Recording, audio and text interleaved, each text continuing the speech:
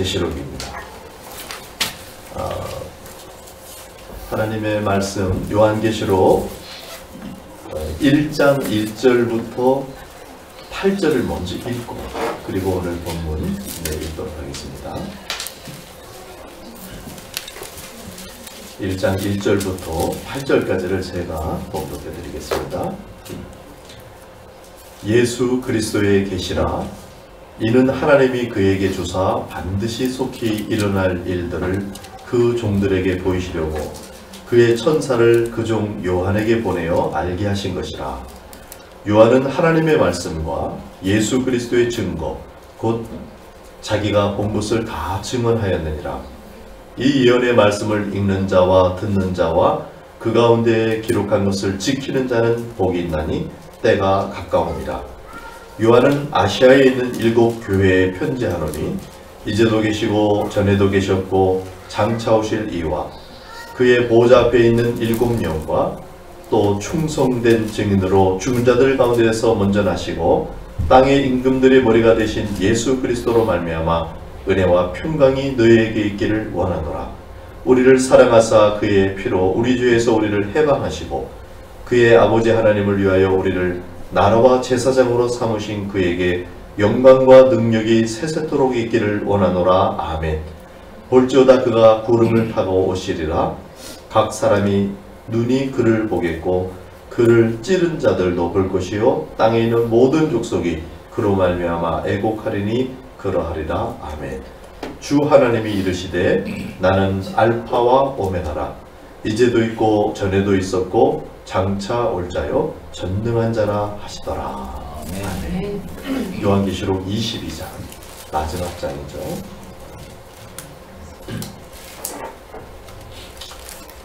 22장 6절부터 마지막 절까지인데 이 구절은 교독하도록 하겠습니다. 제가 먼저 읽고 우리 성도님들이 합독해 주시기 바랍니다. 또 그가 내게 말하기를 이 말은 신실하고 참된지라. 주 곧 선지자들의 영의 하나님이 그의 종들에게 반드시 속히 되어질 일을 보이시려고 그의 천사를 보내셨도다. 보라 내가 속히 오리니 이 두루마리의 예언의 말씀을 지키는 자는 복이 있으리라 하더라. 이것들을 보고 들은 자는 나 요한이니 내가 듣고 볼 때에 이 일을 내게 보이던 천사의 발 앞에 경배하려고 엎드렸더니 그가 내게 말하기를 나는 너와 너의 형제 선지자들과 또 이 두루마리의 말을 지키는 자들과 함께 된 종이니 그러하지 말고 하나님께 경배하라 하더라. 또 내게 말하되 이 두루마리의 예언의 말씀을 임봉하지 말라. 때가 가까우니라. 불의를 행하는 자는 그대로 불의를 행하고 더러운 자는 그대로 더럽고 의로운 자는 그대로 의를 행하고 거룩한 자는 그대로 거룩하게 하라. 보라 내가 속히 오리니 내가 줄 상이 내게 있어 각 사람에게 그가 행한 대로 갚아주리라. 나는 알파와 오메가요 처음과 마지막이요 시작과 마침이라. 자기 두루마기를 빠는 자들은 복이 있으니 이는 그들이 생명나무에 나아가며 문들을 통하여 성에 들어갈 권세를 받으려 함이로다. 개들과 점술가들과 음행하는 자들과 살인자들과 우상 숭배자들과 및 거짓말을 좋아하며 지내는 자는 다 성 밖에 있으리라. 나 예수는 교회들을 위하여 내 사자를 보내어 이것들을 너에게 증언하게 하였노라. 나는 다윗의 뿌리요 자손이니 곧 광명한 새벽별이라 하시더라. 성령과 신부가 말씀하시기를 오라 하시는도다. 듣는 자도 오라 할 것이요 목마른 자도 올 것이요 또 원하는 자는 값없이 생명수를 받으라 하시더라. 내가 이 두루마리의 예언의 말씀을 듣는 모든 사람에게 증언하노니 만일 누구든지 이것들 외에 더하면 하나님이 이 두루마리에 기록된 재앙들을 그에게 더하실 것이요 만일 누구든지 이 두루마리의 예언의 말씀에서 제하여 버리면 하나님이 이 두루마리에 기록된 생명나무와 이 거룩한 성의 찬양을 제하여 버리시리라. 함께 있죠. 이것들을 증언하신 이가 이르시되 내가 진실로 속히 오리라 하시거늘 아멘. 주 예수여 오시옵소서. 주 예수의 은혜가 모든 자들에게 있을지어다. 아멘. 오늘 하나님의 말씀 계시록 이제 강의를 시작하게 되는데요. 여러분, 예수님께서 마지막으로 하신 명령이 뭐죠? 처음부터 질문으로 시작해가지고 예수님께서 마지막으로 하신 지상에서의 최후의 명령은 제자 명령, 다른 말로는 선교 명령이라고 이렇게 하죠. 지상 명령이다 이렇게 합니다. 근데 오늘 제목은요, 예수 그리스도의 최종 명령입니다. 그럼 이거보다 더 뒤에 명령이 있는가? 오늘 제가 본문을 계시록을 선택하고 또 계시록 중에서도 이 본문을 선택하는 이 일을 위해서 기도를 이제 한 주간 쭉 했는데요. 로마서 강해를 우리가 마치고 우리 성도들과 함께 계속해서 풍부하게 나눠 먹을 다음 본문은 무엇인가요? 하고 제가 기도를 했어요. 기도를 하는 중에 로마서가 바울 서신이고 바울 서신에 굉장히 핵심적인 내용이, 기본적인 내용이 이제 들어있어서, 그러면 바울 서신을 한번 기본부터 처음부터 쫙 한번 훑을까 이렇게 이제 생각을 했는데, 근데 바울이 정말 전해주고자 하는 전체 그림을 이야기하는 데 있어서 처음부터 시작하면 조금 제가 막 진도 빨리 나가고 싶어서 막 답답할 것 같아요. 그래서 막 이 최종적인 거 막 전체를 막 이렇게 그런 마음이 생겨서 그 바울 서신 처음부터 이렇게 하려면은, 처음부터 하면은 데살로니가 전서입니다. 그렇게 하려면은 그건 그러면은 아니고, 그럼 어떻게 해야 되나? 그럼 그보다 더 근본으로 가면은 이제 복음서가 되겠죠. 순서적으로는 서신서보다 나중이지만은 원래 스토리는 예수님 이야기니까 다 근본적이죠. 그러면 복음서인데, 복음서 중에서도 마가복음이니까, 마가복음이 제일 먼저니까 그럼 마가복음부터 해야 되겠다 이런 생각을 했는데, 역시 아까처럼 이 마가복음에서 또 저기 바울 서신 끝까지 또 요한 서신도 있고, 이거 그 진도 언제 나가나, 이런 마음이 자꾸 드는 거예요.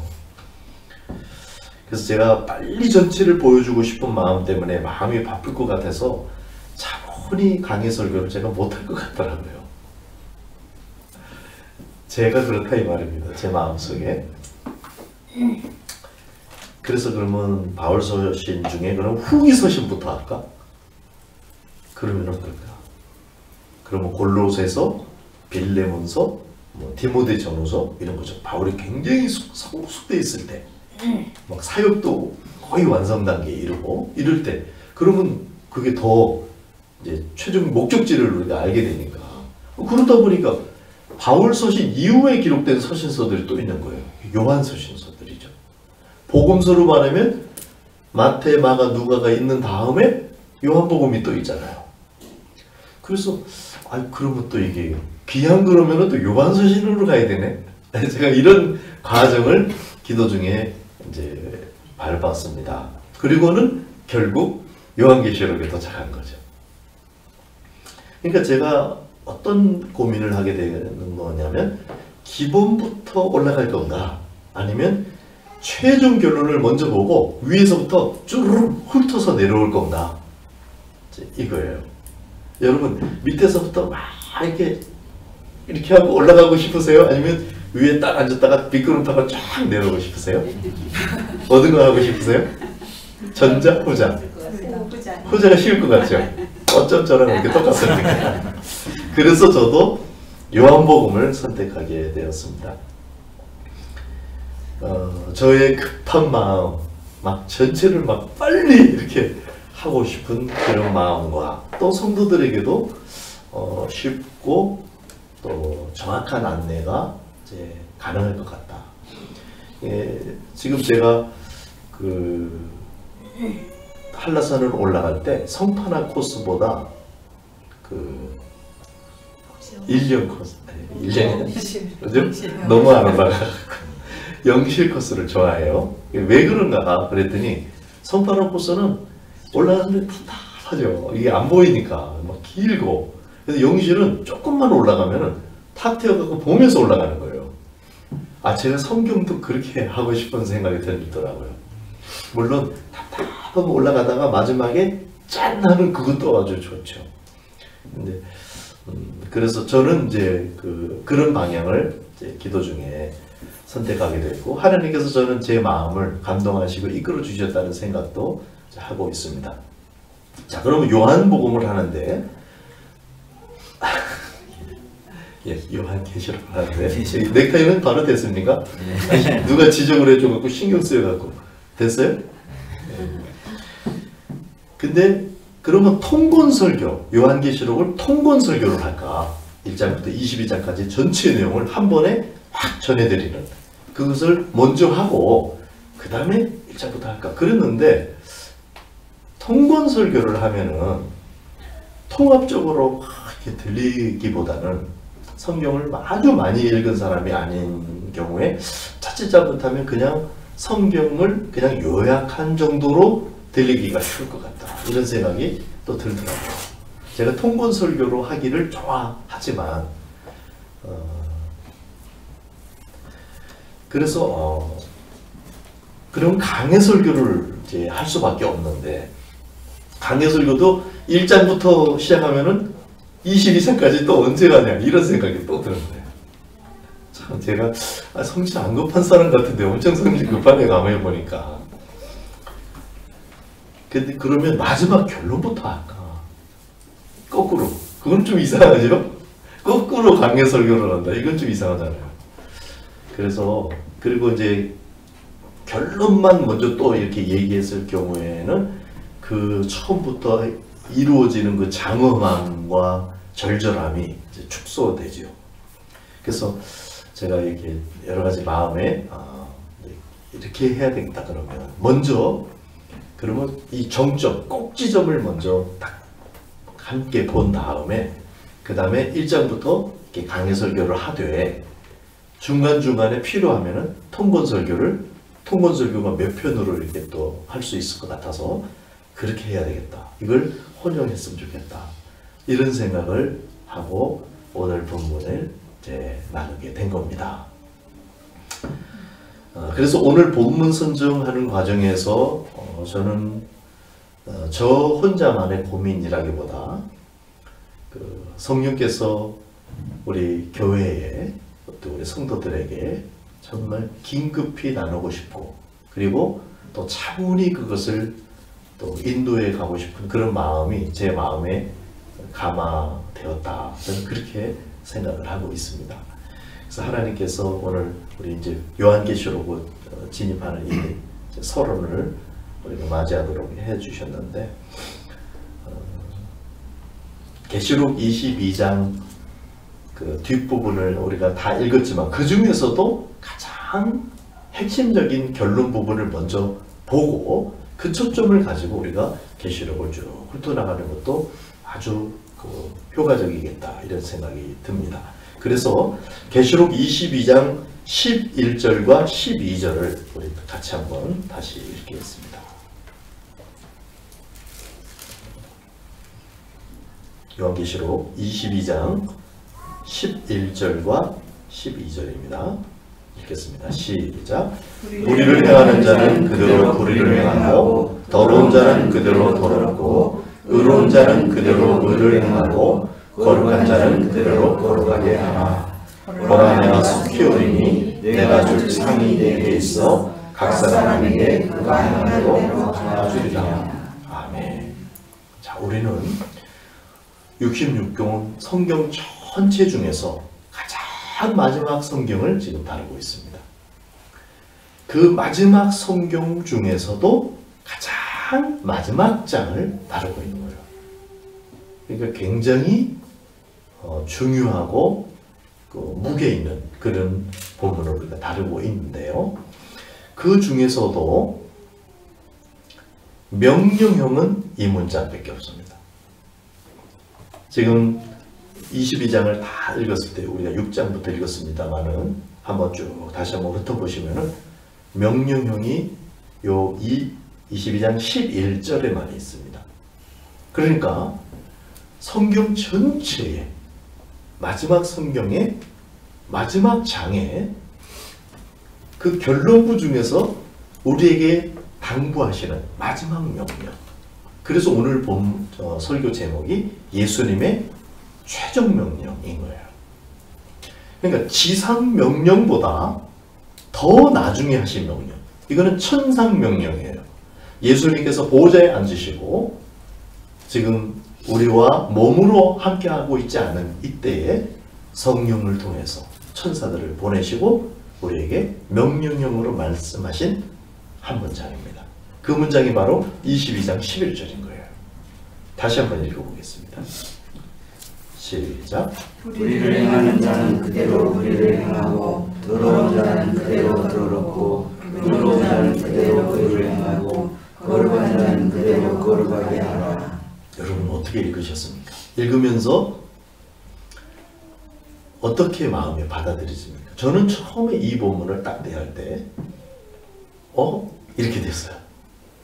아, 이렇게 되기보다는 이렇게 됐어요. 왜 그랬는가 하면은 예수님께서 우리에게 주셨던 그 의도들, 우리 사명을 주시고 할 때는 불의한 자를 의로 이끄시는 거, 이걸 원하시지 않겠어요?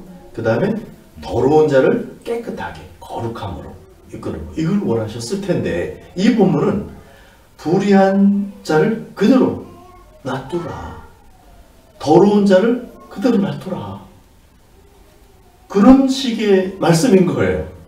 그래서 다시 한번 뜯어서 보니까 이 문장 안에는 병행법과 대조법이 있습니다. 병행법이라는 것은 우리 국어에는 없죠. 병행법이라는 말이 있나요? 제가 조금 헷갈리는데 원래 이제 히브리어에 병행법이라는 문법인데 그건 뭐냐면 같은 것을 조금 다르게 반복하는 거예요. 같은 말입니다. 근데 그렇게 해서 강조하는 그런 기법이에요. 근데 이 병행법은 한 문장 안에서도 쓰고 여러 가지 문단에서도 쓰고 이렇게 해요. 이제 히브리어의 이제 아주 독특한 이제 표현인데, 근데 사실 뭐 모든 문학에 이런 표현이 다 있겠죠. 근데 이름을 병행법이라고 해요. 여기서 어떤 게 병행법이냐면은 불의를 행하는 자하고 더러운 자, 이게 병행법이에요. 같이 가는 거예요. 그런 다음에 대조법이 있어요. 대조법은 뭐냐면 불의를 행하는 자와 의로운 자, 그 다음에 더러운 자와 거룩한 자, 이렇게 대조법이에요. 그러니까 지금 굉장히 이 수사법을 동원하면서도 한 문장 속에 뭔가를 강조하고 굉장히 그러니까 엑기스 중에 엑기스로 되어 있는 그런 명령형이다 하는 겁니다. 근데 이 문장을 읽으면 그러니까 그냥 그렇게 복잡하고 어려운 문장은 아닌 거죠. 그냥 알게 되죠. 그 불의를 행하는 그 사람들을 그대로 놔둬라. 거기에 너무 관여하지 마라. 그리고 의롭게 의를 행하고 귀하게, 여기서 의는 하나님의 의겠죠. 사람의 의 정도가, 우리가 로마서를 했으니까 그걸 하는 사람들을 더 할 수 있도록 그렇게 격려하고 이렇게 하라. 이게 초점을 그렇게 무게중심을 갖고 가고 있는 거예요. 그래서 제가 이렇게 했었던 이유에 대해서 고민하고 생각하면서, 그리고 요한계시록을 다시 읽으면서 그렇구나 이렇게 이제 이해가 되기 시작했는데, 그 뭐냐면 요한계시록 9장과 15장에 보시면 나중에 이제 볼 텐데 여러 가지 어려움들이 생기고 하나님께서 심판하고 재앙을 내리셔서 돌이킬 기회를 주시고 하나님이 원하시는 것을 알려주시고 막 이렇게 일부러 하세요. 그런데도 사람들이 회개치 아니하더라. 그리고 하나님을 향해서 이를 갈면서 대적해요. 지금 이런 상태가 된다는 거예요. 자, 하나님께서 심판하시는 거는요, 어느 시간을 딱 정해놓고 요때까지 회개 안 하면은 지옥, 뭐 이렇게 하는 게 아니더라고요. 하나님께서 지금 심판하시는 때는 더 이상 기회를 줘도 회개할 수 없는 상태에 이르렀을 때 정리하는 거예요. 그래서 그거는 베드로의 증거도 그렇습니다. 베드로도 뭐라고 이제 증거하냐면은 어떤 사람들 하루가 천년 같고 천년이 하루 같고 하나님 이 말씀을 기억하라. 어떤 사람처럼 하나님의 심판이 예수님의 재림이 더딘 것이 아니라 많은 사람들이 더 회개하고 그 구원에 이르도록 하기 위함이다. 이렇게 베드로가 설명하시거든요. 그러니까 하나님께서 기다려 주신다는 거예요. 기회를 자꾸 주는데 더 이상 기회를 줘도 회개하지 않는 심정이 되어버리는 거예요. 여러분의 마음은 그렇진 않죠. 여러분 하나님께서 주시고 기회를 주시면 되죠. 근데 어떤 개인 또 어떤 공동체는 점점 그렇게 돼간다는 거예요. 그래서 어떤 개인은 자꾸 회개할 기회를 줘도 회개할 수 없는 심리. 그러니까 우리 심리적으로 얘기하면은 마치 사이코패스처럼 된다는 거예요. 더 이상 자기 잘못을 돌아보지를 않고 계속 다른 사람이 잘못하고 다른 사람 때문이고 그런 식으로 해서 더 아무리 기회를 더 줘도 돌이킬 수 있는 그런 시점이 안 오는 거예요. 이게 개인으로만 그런 게 아니라 점점 공동체적으로도 그렇게 간다는 거예요.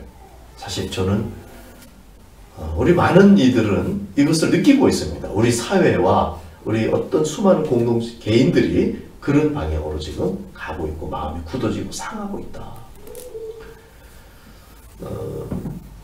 그래서 그냥 그거를 이제 뭐 더 이상 사랑 안 해도 돼 그런 말이 아니라 더 이게 신경을 더 쓰고 더 에너지를 넣어도 더 이상 변하지 않는, 더 이상 내가 사랑은 하지만 사랑이 먹히지 않는 그런 시점이 어떤 개인들에게 올 수가 있다는 거죠. 그랬을 때 그 불의를 행하는 자를 그대로 둘 수밖에 없는 거죠. 우리가 에너지가 한정돼 있고 또 그런 불의한 사람들과 우리가 자꾸 이렇게 관여를 하다가 우리가 다치는 경우가 많죠. 그리고 뭐 보통 다치는 게 아니고 또 심각하게. 그래서 하나님께서는 우리를 보호하는 그런 장치도 지금 하고 계시는 거예요. 그래서 그런 면에서 이 시대적인 것도 그렇고 우리를 보호하는 그런 면도 있고 이렇게 이제 하고 있습니다. 그래서 문장 자체가 어떤 사람을 막 고치려고 들기보다, 그러니까 때가 가까울수록, 여기 지금 때가 가까우니라고 그러죠. 지금 종말이 다가오고 마지막 심판의 때, 예수님의 재림이 다가오는 그 시대가 될수록 점점 사람들이 이런 현상이 일어나서 고치려는 일보다는 이미 되고 있는 거, 잘하고 있는 거, 그것을 강화하려는 일에 집중하라 하는 말씀으로도 우리가 받아들일 수가 있습니다. 우리가 개인적으로 적용하자면 우리의 삶을 어떤 방향으로 할 건가 했을 때, 또 다르게 말하면 남의 불의를 관여하기보다는 자기의 의에 집중하라. 여기서 자기의라는 것은 사람으로서 사람의 의, 그걸 말하는 게 아니고 로마서에서 우리가 봤듯이 우리 안에서 우리의 동의로 행하시는 하나님의 의, 그걸 말하는 겁니다. 그래서 다른 사람이 불의한 거를 막 관여하기보다는 자기 안에 남아있는 의, 자기 안에 남아있는 거룩을 챙기고 그것을 강화하고 확대해서 다른 사람에게 영향을 미치게 되는 이런 식으로 집중하라 하는 말씀으로 우리가 읽을 수 있는 것입니다. 역시 남의 더러움에 관여하기보다는 자기의 깨끗함, 자기의 거룩함, 이것을 지키고 확장해 나가도록 해라. 그래서 이것을 거룩한 자를 그대로 거룩하게 하라. 이렇게 읽을 수 있습니다. 자기 안에 거룩을 보존하고 확대하라. 한번 따라해 주시겠습니까? 거룩한 자를 그대로 거룩하게 하라. 거룩한 자를 그대로 거룩하게 하라. 사실 우리가 남을 지적하다가 넘어지는 경우가 많죠. 다른 사람이 잘못을 했는데 그 사람이 잘못한 것을 막 지적하고 거기에 분하고 막 이렇게 하다가 나까지 넘어지는 경우도 많죠.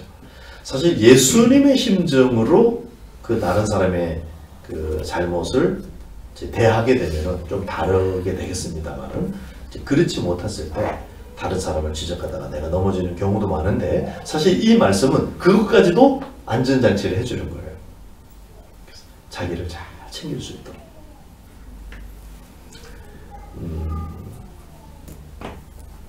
사실 지금 우리가 본문을 쫓아서 성경의 마지막 장의 마지막 명령, 그런 명령으로 지금 예수님의 말씀을 이제 읽었는데, 제가 제주에 처음 도착했을 때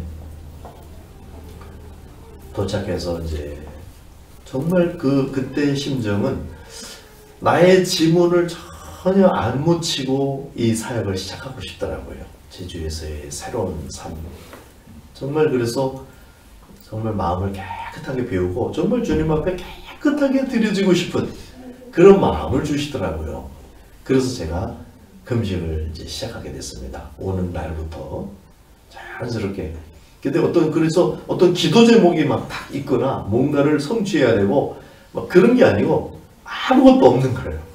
그냥 깨끗하게 이렇게 드려주고 싶은 마음을 주셨기 때문에 그렇게 이제 금식을 시작하고 날짜도 정하지 않고 굉장히 가볍게 이렇게. 그래서 제가 그 금식은 그 포도즙을 조금씩 섭취하면서 그렇게만 이제 금식을 했어요. 근데 하다 보니까 21일이 됐더라고요. 저도 그냥 가만히 그것도 이제 뭐 21일 됐으니까 이제 끝낸다 이런 게 아니고요. 그때 마음이 한 100일도 하겠더라고요.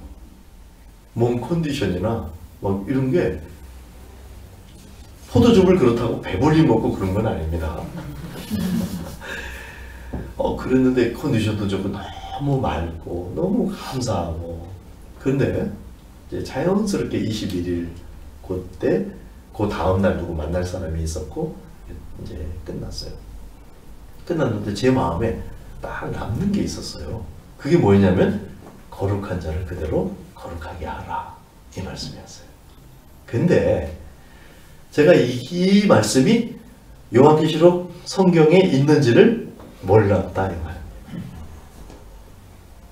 제가 지금에 와서 이 본문을 이렇게 다루고 하지만은 성경을 많이 읽어도 왜 중요한 구절들이 머리에 안 남아있을 때가 많이 있잖아요.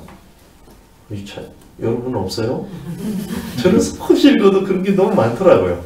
근데 이 본문을 이 성경에 있는, 그러니까 말투는 굉장히 이게 성경의 말투인데 어디에 이게 있는지, 진짜 있는지조차도 제가 몰랐어요, 사실은. 근데 음식을 마치고 나서 이게 마음에 남는 거예요. 그리고 이제 나중에 성경을 읽고 찾는 중에 여기에 있네.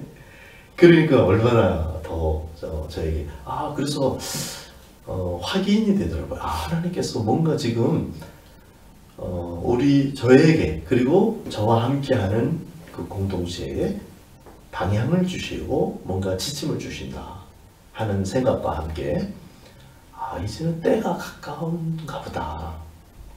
왜 하나님께서 하필이면 이 구절을 나에게 확 다가오게 했을까? 그것도 깨끗하게 그렇게 준비되었을 때 하나님께서 내 마음에 남게 하셨을까? 이게 아무래도 때가 가까운가 보다. 그리고 여러 가지 정황으로 볼 때 제가 사이코패스라는 단어를 안 지도 얼마 안 됐거든요. 불과 한 5, 6년? 사실 그런 말 많이 아는 말들이더라고요. 사람들이 많이 쓰는 말들이더라고요. 근데 저는 그 단어도 몰랐어요. 그랬었는데 제가 그런 걸 알게 되고 어떤 그런 인물들을 겪게 되고 또 우리 정부가 지금 진행되고 우리 군의 사건, 세월호 사건 이런 사건이 일어나면서 벌어지는 이 장면들, 고위층에 있는 사람들의 그 장면들을 이렇게 하나씩 보면서 이거 사회가 단체적으로 그쪽으로 가고 있다. 이런 위기감이 저한테 전달이 되더라고요. 그래서 이게 지금 종말을 향해서 보다 더 가까이 가고 있다. 이런 이제 말씀도 생각이 됐고요. 그랬는데 제가 나중에 또 이제 지난번에 이제 설교 중에 말씀드렸는데 말씀을 드리는 중에 제가 듣는 기도 노트가 있어요. 그래서 제가 듣는 기도라는 책을 처음 읽고 막 연습하는 시절이 있었거든요. 그리고 그걸 노트에 적고 그랬었는데 12월 그러니까 2012년 11월 24일에 내 듣는 기도 노트에 그 구절이 있더라고요. 그거는 그러니까 그 말씀만이 아니라 다른 말씀을 이제 내가 들었다 저는 확신하거든요. 굉장히 중요한 저에게 제 일평생에 몇 차례 안 되는 하나님의 음성을 내가 들었구나 이렇게 생각하는 그 중요한 한 이제 부분인데 그 말씀 하나님이 나에게 말씀하신 그 말씀 중에 그 말씀이 들어 있었어요. 그것을 제가 노트에서 재발견한 거예요. 그래서 나는 그 말씀이 그러면 금식할 때 생각이 났구나 이렇게 생각했다가 제 생각이 다시 바뀌는 거예요. 그게 아니고 2번이나 나에게 말씀하신 거구나. 여러분 생각 어떠세요? 제가 그때 그 거룩한 자를 그대로 거룩하게 하는 이 말씀이 나에게 막 그다지 그렇게 막 확 와닿는 게 아니니까 잊어버린 거예요. 그냥 여러 가지 문장 중에 하나였던 거죠. 그래서 그냥 잊어버리고 그냥 기록은 해놨어요. 그 당시에는. 그랬는데 잊어버렸다가 금식 중에 하나님이 다시 말씀하셨고 나중에 찾아서 보니 2분이나 나에게 말씀하셨는데 내가 그것을 눈치를 못 챘었구나. 그리고 이제는 이제 확인하게 된 거죠. 하나님께서 이 시대에 선교사이고 목사이고 정말 주님께 사람의 의로는 사람의 어떤 것으로는 비교적 한다면 부족하고 연약하고 막 이런 게 많지만 정말 하나님 앞에 손삼을 가지고 깨끗함으로 나아가는 그 시점에서 하나님께서 이 말씀을 주셨을 때 이것은 분명히 저 개인을 향한 말씀일 뿐만 아니라 이 시대적인 말씀이라는 확신이 확 들더라고요. 여러분에게도 성령께서 하시는 전해주시는 말씀이 여러분의 말씀이 되시기를 주의 이름으로 축복합니다. 아멘. 그래서 거룩한 자를 그대로 거룩하게 하라. 이 말씀이 이제 저에게 그리고 우리 공동체에게 중요한 말씀이 되고 12절을 한번 또 읽으시기 바랍니다. 12절 시작. 뭐라 내가 스키오니 내가 줄 상이 내게 있어 각 사람에게 그가 행한 대로 갚아주리라. 자, 여기에서는 주님이 이제 속히 오시는데 주님의 심정이 이제 읽어집니다. 아까 그 본문에서도 우리를 보호하시려는 심정, 이 시대가 이렇게 가는 것에 대한 그래서 안타까워서 이 마지막으로 이렇게 천상에서 우리에게 당부하시는 그 심정, 이런 심정들이 이제 느껴지고 여기서도 사실 주님은 속히 오고 싶어 하세요. 여러분 주님 속히 오시기를 원하십니까? 여러분이 정말 속에서부터 아멘 이것이 나오게 되기를 축복합니다. 하나님 잠깐만요. 조금만 있다 오세요. 뭔가 이유는 있겠죠. 근데 그게 아주 좋은 것은 아닐 거예요. 그리고 내가 주님 일 좀 하고요. 그것도 주님을 맞이할 준비가 빨리 돼 있는 상태를 좋아하지 우리가 뭐 하나님 일 도와달라고 하나님께서 그런 관계가 아니죠. 우리와 하나님 사이가. 그래서 주님이 속히 오고 싶어 하시지만 우리가 준비가 안 돼서 속히 오시기는 것을 보류하고 계시는 거죠. 더 회개할 기회, 더 준비될 기회, 더 받을 상이 준비될 그런 걸 위해서 그렇게 하시고 내가 속히 오리니 내가 줄 상이 있대요. 좀 귀가 좀 이렇게 열리지 않나요? 상이 있어요. 그런데 그 각 사람에게 그가 행한 대로 갚아주리라. 그러니까 심판과 벌에 대한 그 두려움, 관심을 거기에 갖고 있는 사람이 있을 수 있죠. 요한계시록을 읽으면서 와, 무시무시하고 겁난다. 이거는 왜 그러냐면은 자기가 심판 대상으로 였기 때문에 그렇습니다. 그런데 요한계시록을 읽으면서 와, 기대가 되고 기쁘고, 이거는 왜 그럴까요? 자기가 상 받을 대상으로 읽으면 이게 기쁜 거예요. 그래서 사실 이 심판과 상이 같이 돌아갑니다. 사실은 구원은 한 구원만 돌아가는 적이 없어요. 심판과 구원이 함께 우리에게 임하는 거예요.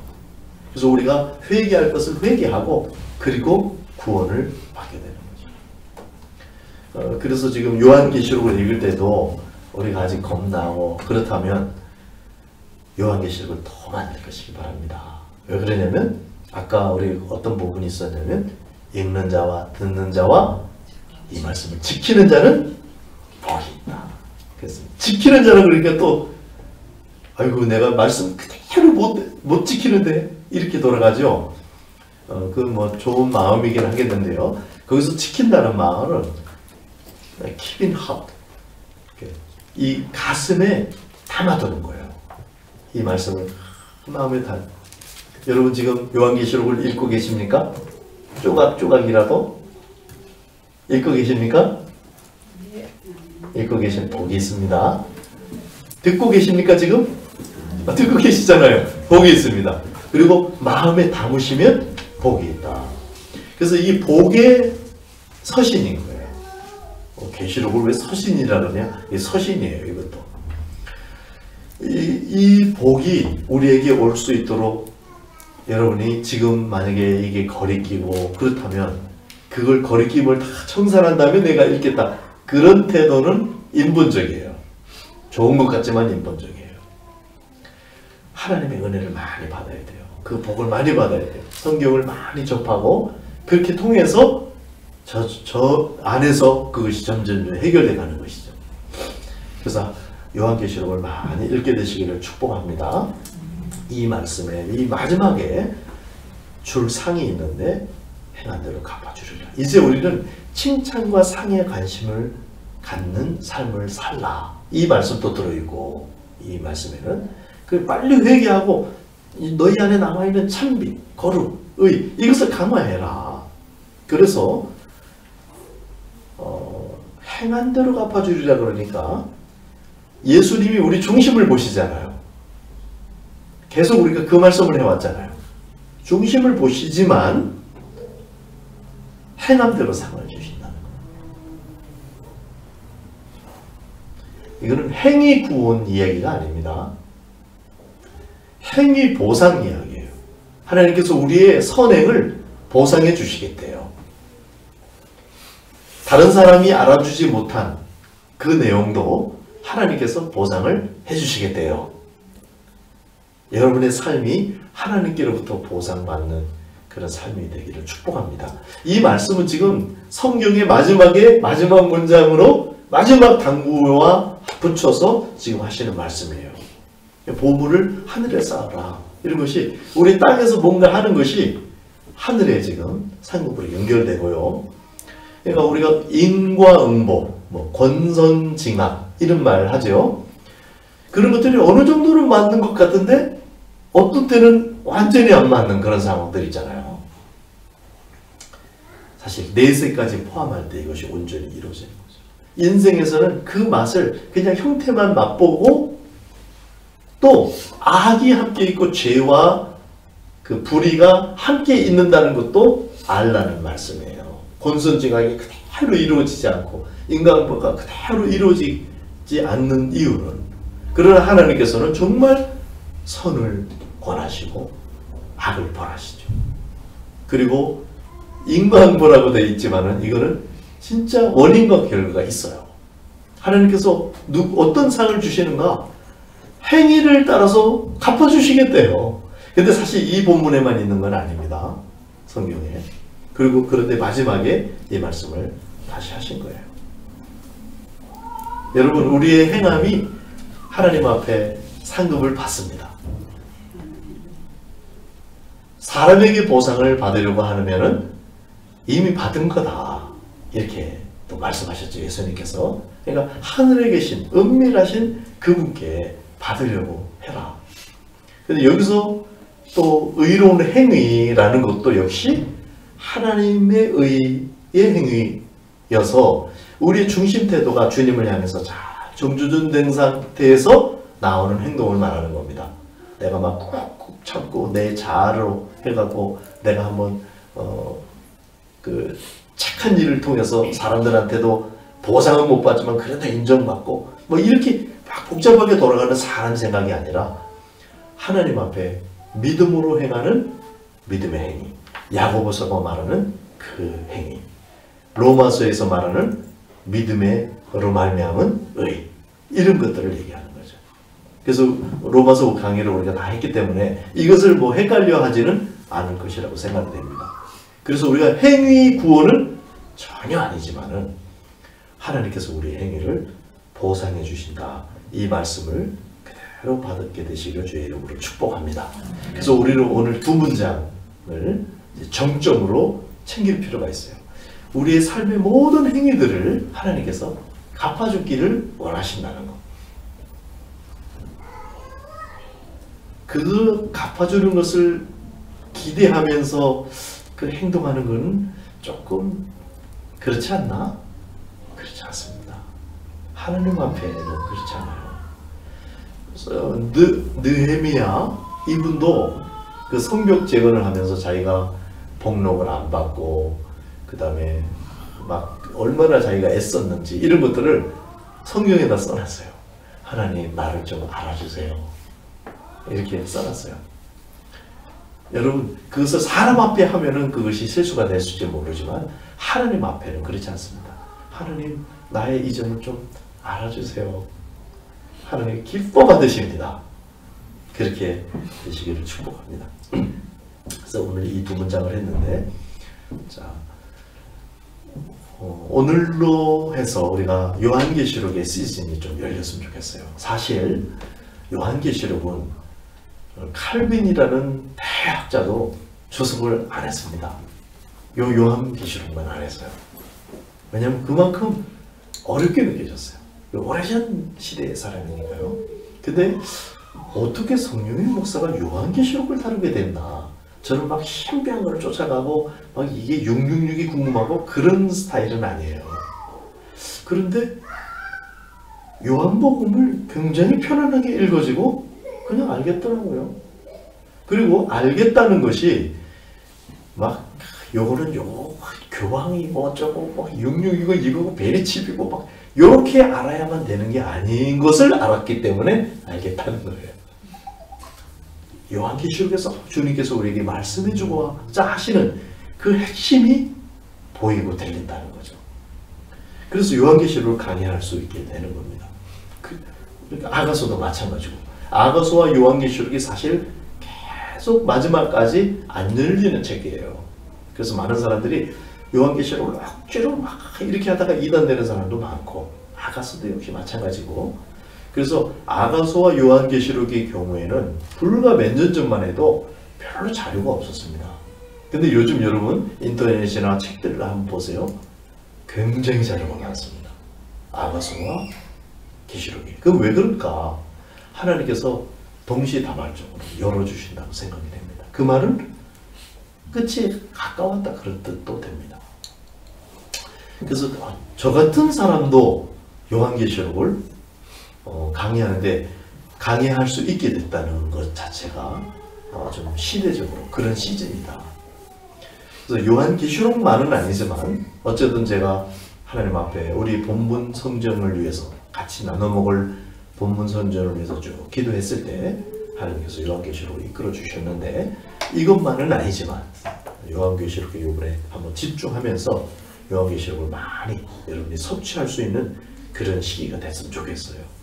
성경 안에서도 다시 반복하지만 마지막에 이렇게 배치되어 있는 굉장히 결론적이고 중요한 그런 책, 시기적으로도 가장 마지막에 기록됨으로써 하나님의 예수 그리스도의 지상명령에서 더 나아가서 천상명령으로 우리에게 주어진 이 말씀이 요한계시록이 된다는 거예요.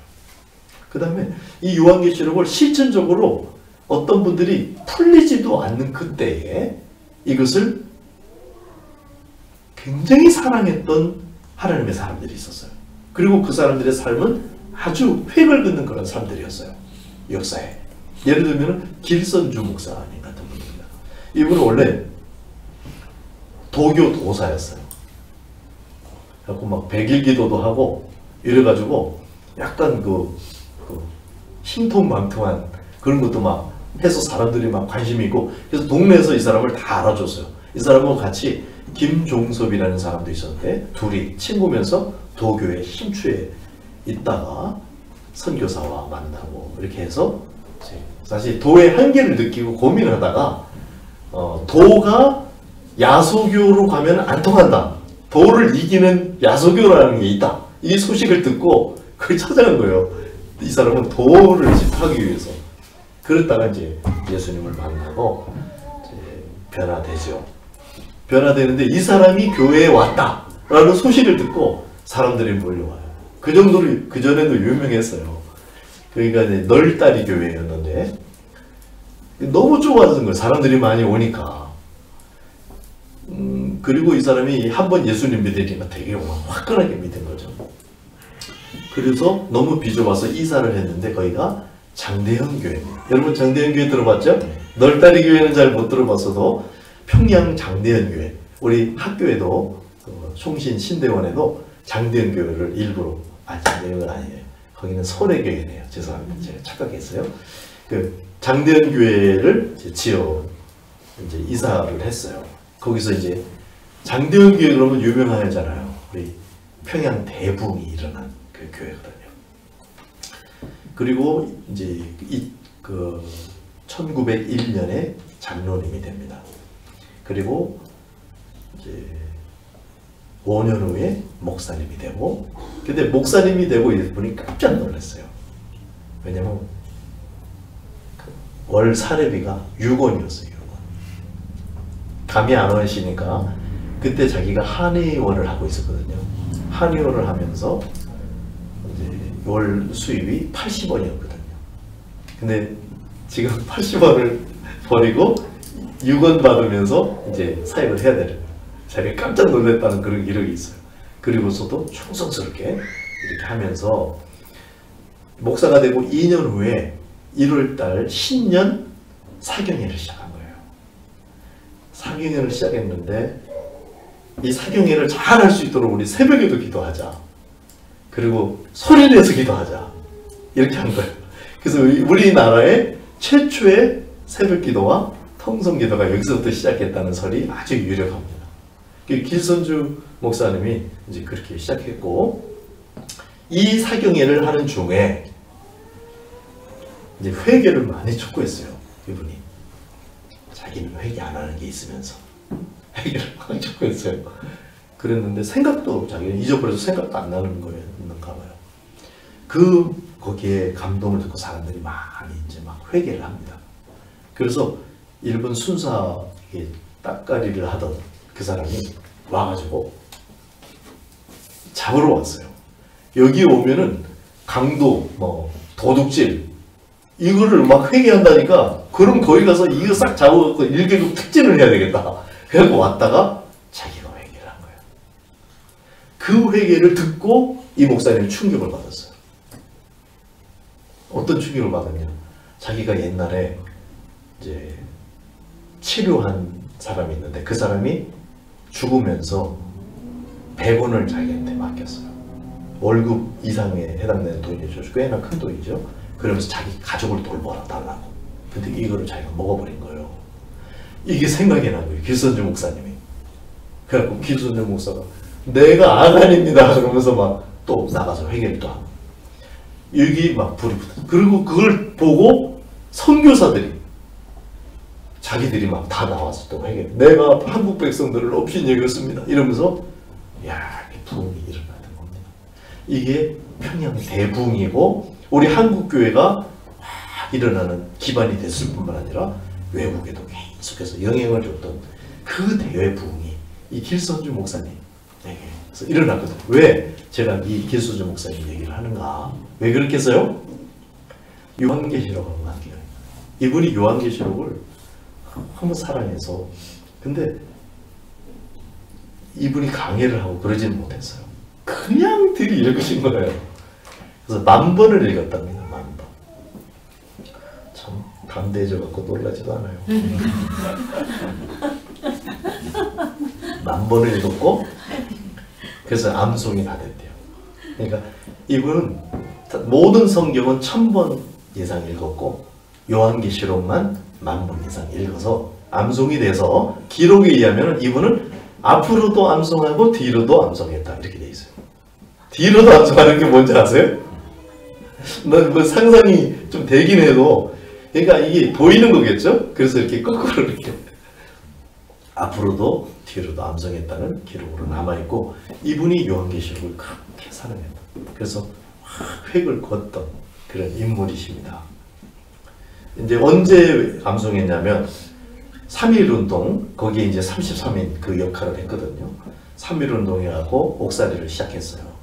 그래서 2년 옥살이를 하시고 이제 풀려나시는데 그 2년 동안 10,000번 읽고 요한계시록을 옥에서 암송하신 거예요. 그런 어른이 또 있어요. 그보다 훨씬 후대에 우리랑 가까운 시대에 박윤선이라는 목사님이 계신데요. 이 박윤선 목사님은 지금 합동 측, 통합 측, 또 합신 뭐 이런 데서 서로 자기들 목사님이라고 이렇게 하는 목사님이에요. 중요한 인물이라는 것이죠. 이분이 사실 이분은 천재입니다.